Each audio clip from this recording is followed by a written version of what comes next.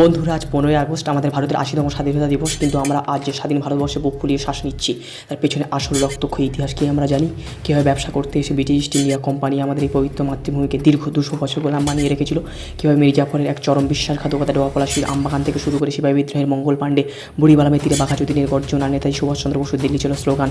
আজকের এই 45 মিনিটের মেগা ক্লাসে আমরা শুনতে চলেছি ভারতের প্রথম জাতীয় পতাকা থেকে শুরু করে চূড়ান্ত স্বাধীনতার সেই মহাকাব্যিক রঘুভিচার ইতিহাস।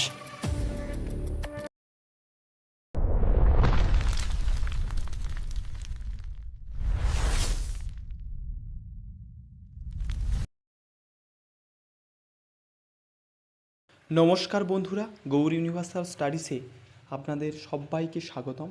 আশা করি আপনারা সবাই খুব ভালো আছেন এবং আপনাদের পরীক্ষার প্রস্তুতিও খুব ভালো চলছে।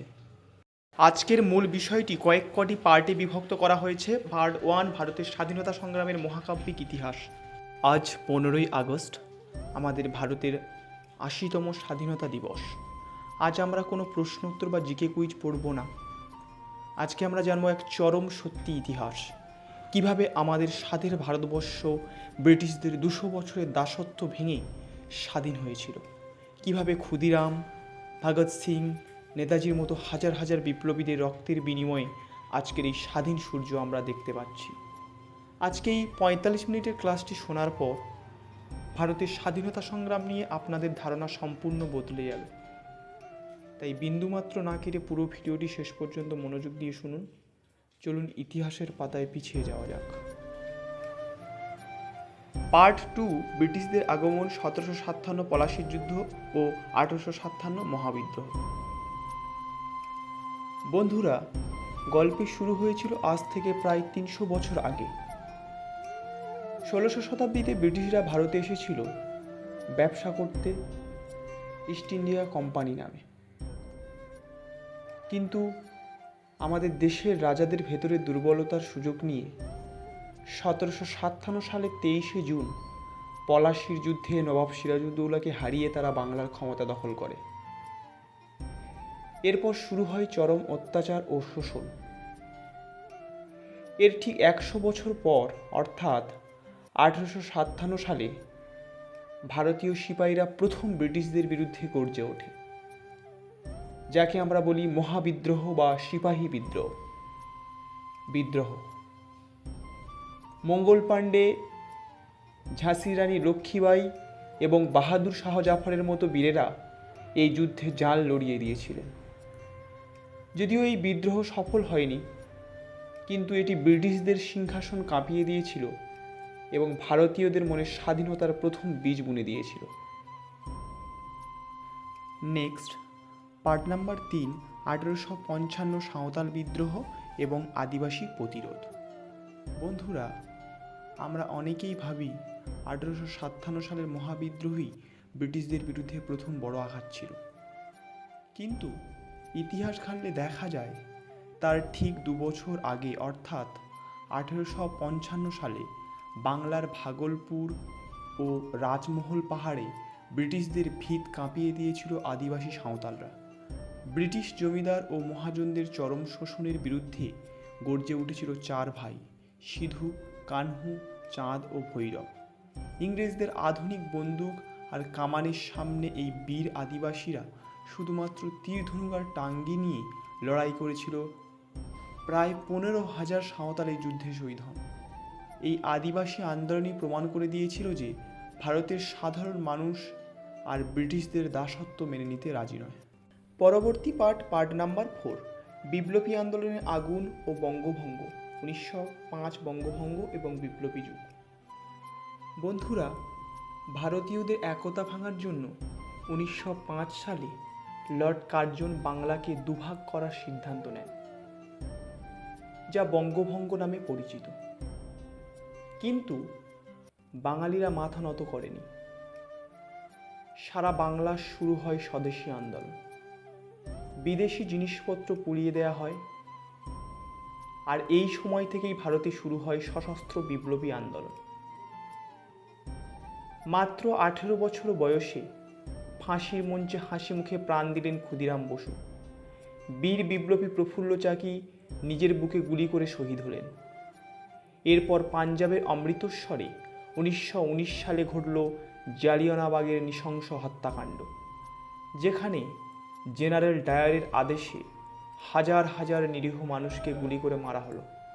এই ঘটনার প্রতিশোধ নিতে বাংলার বাঘাযতীন বুড়িবালামের তীরে ইংরেজদের সাথে সামনাসামনি যুদ্ধ করলেন, আর চট্টগ্রামে মাস্টারদা সূর্য সেন ইংরেজদের পুরো অস্ত্রাগার লুণ্ঠন করে কাঁপিয়ে দিলেন।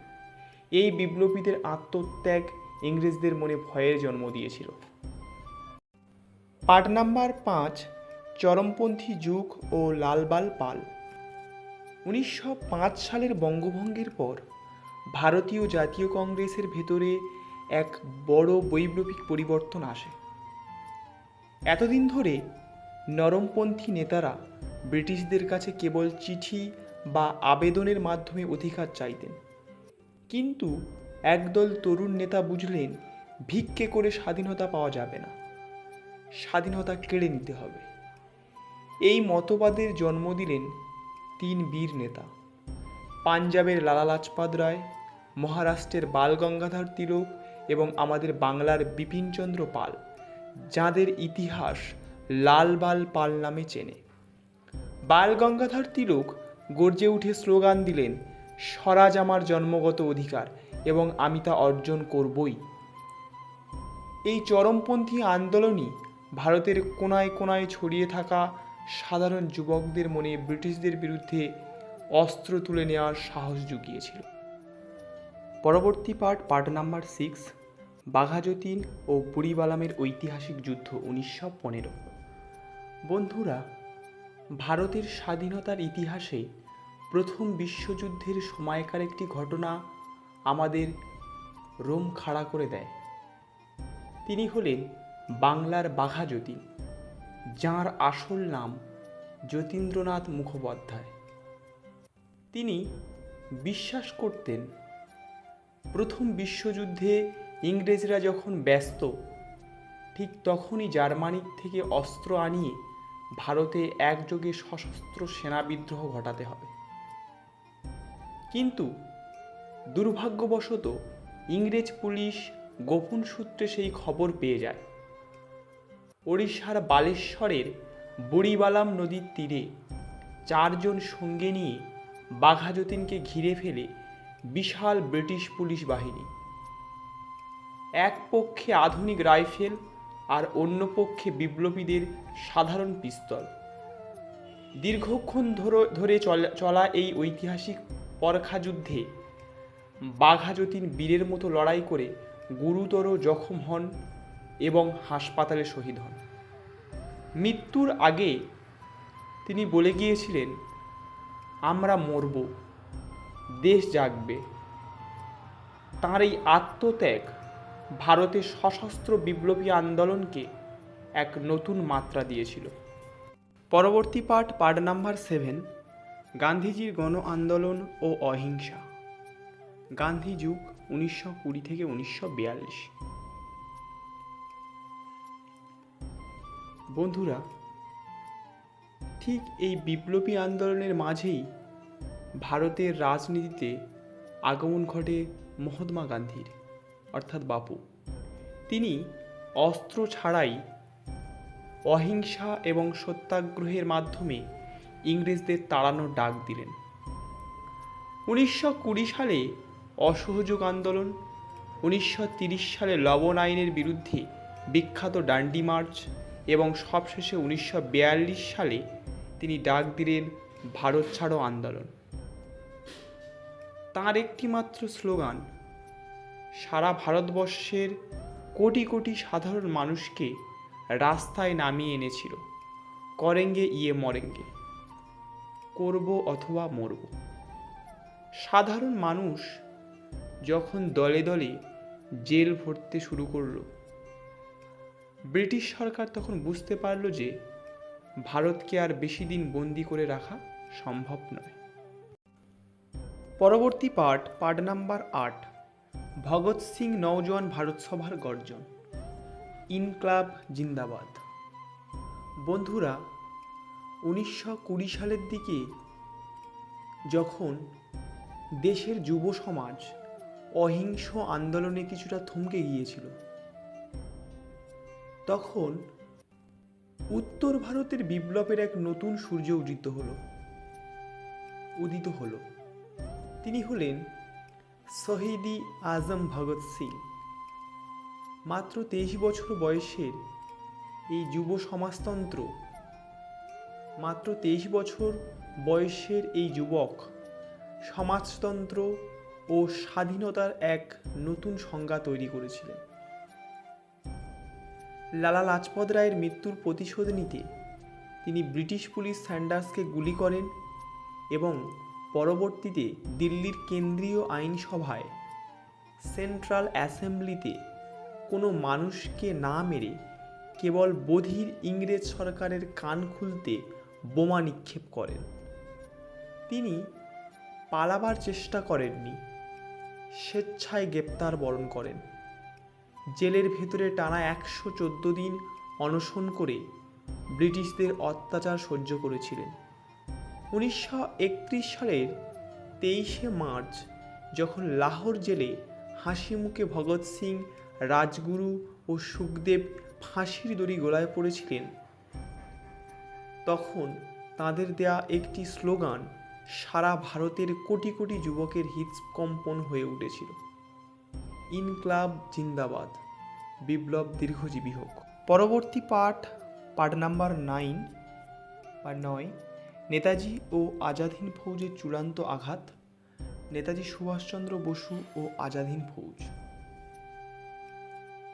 কিন্তু ইংরেজদের কফিনের শেষ পেরেকটি পুঁতেছিলেন আমাদের সবার প্রিয় নেতাজি সুভাষচন্দ্র বসু।